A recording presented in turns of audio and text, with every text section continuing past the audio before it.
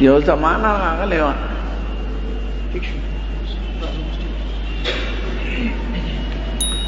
او یهودیانو یو سازش کو نو یو دوه سړي ولا منتخب کړو مولیان لکه انګریزان چې دې ملک کې پاتې شوي دي امامتې کړي دي قرآن شریفونه یاد زود کړي دي سبق یې ویلی دی او بوبه انګریزان نو دغه یهودیانو نو هلته مدینه منوره کې د اوقافو کورونه وي هغې ته رباطات وایي د مسافرو دپاره اوس هم شته بعض نو دوه یهودیان وو هغه یو رباط کې دیره و او د شپې سرنګ رباط نږدې و سرنګ یې شروع کړو پته لګي چې پسنیت یې کاو لبسان هغه سرنګ د جماعت د دیوال په ور رسېدلو خو جماعت ته لا دننه نور راغلی نو دا وخت یو بادشاه و د هغه نوم سلطان نورالدین د سلطان صلاح الدین ایوبي پلار مصر کې بادشاه ولی الله پخوا بادشاهانو به د مدینې خلقو د مکې خلقو له به د دې ځای نه هدایه او شکرانې او پیسې لیږلې او کله به لاړه هغوی ته به یې بس تاسو عبادت کوئ او مونږ ته دعاګانې کوي هلته خو سنو دا تیل خو اوس راغل زمونږ پیسه د هغې پیسې نه اوچته وه ځکه چې نه کسب او نه زراعت نه کارخانې وې او نه څه بل څه دا تیر سن 30 کې منتهي شوي دي اوس او سن 56 کې زیات شو او زیات دي خدای مولا هغه دولت ورکړه چې بل چا سره نشته او ټوله دنیا ورته محتاجه ده کنې د دې بادشاه د پلار کور ما لیدلی د ریاض کې پخوانۍ قلعه د خاورو خټ نو دا تیل رستو منتهي شو نو خلقو به د مدینې خلقو نه د دې ځای نه هر څه لیږل او ته تاسو بس دعاګانې کوه نو دې یهودیانو چې شرارت شروع کړو نو سرنګ به وښکو خوره به یې مقبرې ته وړه جنت البقیع ته نږدې دی که چا لیدلي او تسنس کوله به یې نو چا ته څه پته لګېده بادشاه خوب ولید سلطان نورالدین په مصر کې چې حضور پاک یې خوب کې ولید ورته وایي دا خبیثان دا دوه زمانه لر کړه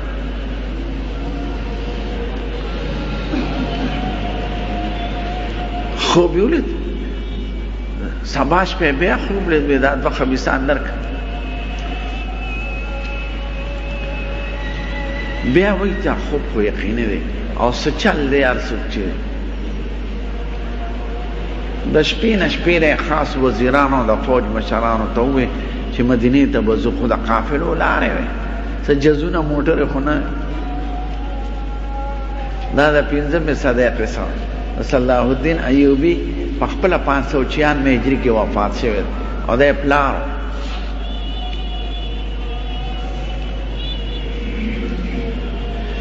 او ځان سره یې څه خزانه مزانه او خان او قافله را روانه شو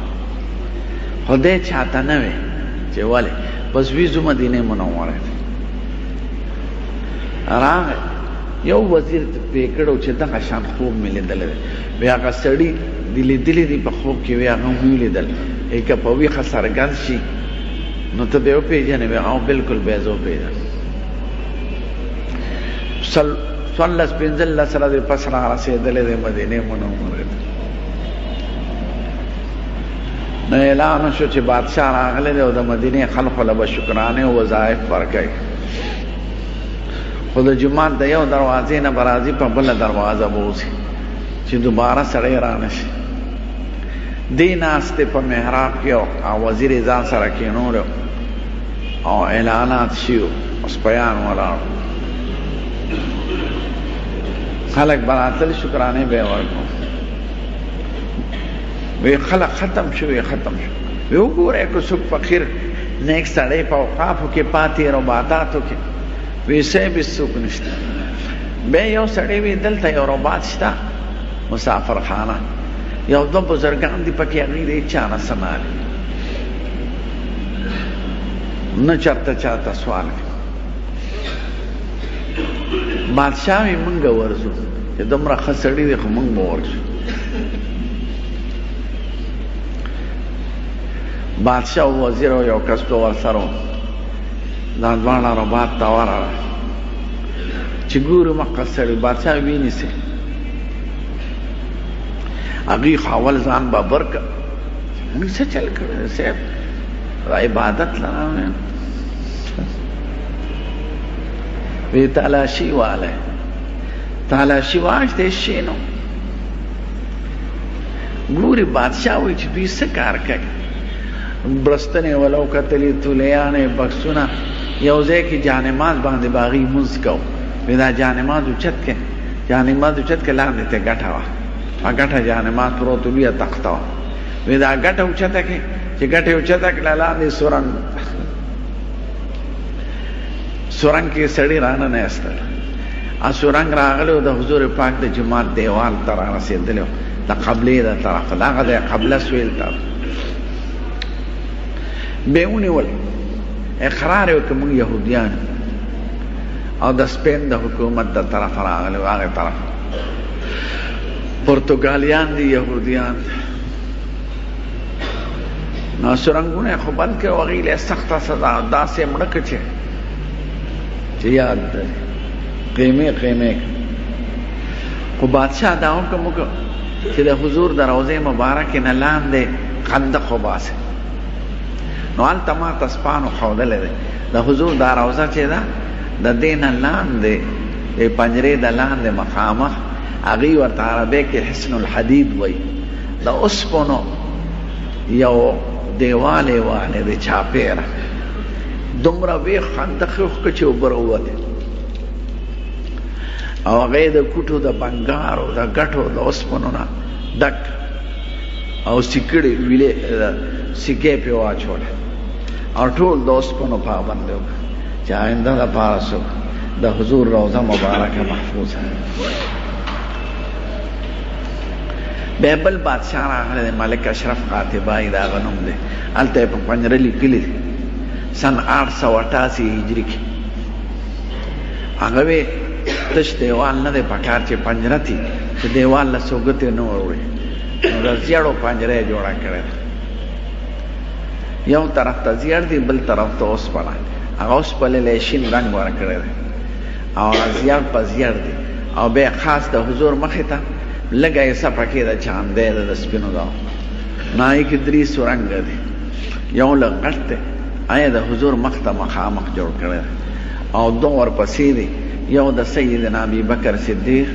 یو د سیدنا عمر فاروق روضو ته مخامخ. دا هلته کې وایي چې د حضور مبارک سوري ته مخامخ ودرېږي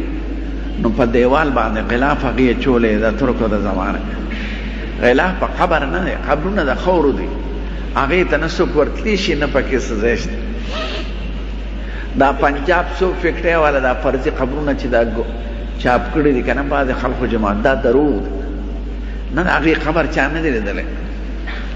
او هغه د خاورو دي شاید چې لږ ځمکې سره اوار شوي وي. نو صرف د دیوال نه شین غلاف د دیوال د عصمت دپاره ته وکړی دی. نو دغه شین غلاف کې دننه سنگ مرمرو ګټه ده او سنگ مرمرو ګټه کې د سپینو زرو میخ دی، دا ګټه مخامخ د هغې مخ ته مخامخ ده. نو دا سورنګ یې داسې جوړ کړی چې سړی ورته مخامخ ودرېږي چې دی د حضور پاک مخ ته مخامخ شي، ځکه دی هغې ګټې ټایلز دی پکې سنگ مرمرو ګټه هغې ته مخامخ شي او هغې کې میخ دی د حضور مخ ته مخامخ شي. نو دا پنجره چې جوړه ده دا ملک اشرف قاطبای جوړه کړې ده سن 888 هجري کې لیکلي دي پې هلته. نو دلته بره څه 2-3 څیزونه لیکلي شوي دي. یو پکې دا آیات دی دا چې ما ورته ووایي یا ایها الذین آمنوا لا ترفعوا اصواتکم فوق صوت النبی ولا تجهروا له بالقول كجهر بعضكم لبعض ان تحبط اعمالكم وانتم لا تشعرون. ایو دې لیکلي ما کان محمد ابا احد من رجالکم ولکن رسول الله وخاتم النبی. بیا دا سړی خپل تخکته ګوري خو چې داسې وګوري ښکاري بیا ریاض الجنت یو ښکلې ځمکه ده په مسجد نبوي کې چې حضور پاک وایي دا د جنت ځمکه ده 20 برجې دي هغې کې او پخوا خو رنګ یو شانته دا د لاندې د قالین اوس هغې کې سپین قالینې او چاپېره سره قالینونه نو دا د هغې علامه ده او د هغې برجې نیمې سرې دي او نیمې بره سپینې دي د سنگ مرمرو د هغې برجو هم جدا نشاني ده او لګې کږي وږي هم ښکاري سړي ته ځکه د بادشاهانو دا کوشش کړې ده هغې چې په هغه د ستنو دروړې ده چې په کوم ځای کې د حضور پاک زمانه کې ستن وه نو ساده آبادو کې خو د لرګو آبادو کې خو پخوا انجینیرتوب نو او نه دا نقشې وې ساده آبادي وه نو په هغه ځای باندې ستنو دروړې ده چې کوم ځای د دې وجه نه د بعضو ستنو نومونه دي لیکلي دي پې دا فلانکې ستن دا اسطوانة عایشه ده د عایشې بیبي ستن دا اسطوانة ابي لبابا ده تعرف بالتوبه دا اسطوانة ثلاثة المخلفين ده دا اسطوانة الوفود ده دا اسطوانة السرير ده دا اسطوانة الحرس ده باغې داسې ګول خط کې لیکلي دی قدس پی نو 20 برجې دي د هغې منځ کې ځمکې ته ریاض الجنت وایي د جنت ځمکه نو هغې کې یو فریم لګېدلی دی یو طرف ته که چا خیال هغې کې دا آیات بیا لیکلی دی یا ایها الذین آمنوا لا ترفعوا اصواتکم فوق صوت النبی ولا تجهروا له بالقول كجهر بعضكم لبعض ان تحبط اعمالكم وانتم لا تشعرون دا ته په دې غرض وایم چې قرآن شریف کې خو زرګونه آیاتونه دي 6,632 آیات د قرآن شریف نو ټول آیاتونو کې د دې آیات انتخاب کوي په دغه ځای کې خو څه خاص راز به یې پکې څه خاص تعلیم به څه خاصه مسله به او دم داسې دا مسلمان ته ښایي چې څوک په قرآن شریف پوهېږي مصیبت دا چې خلک قرآن شریف ترجمې نه کوي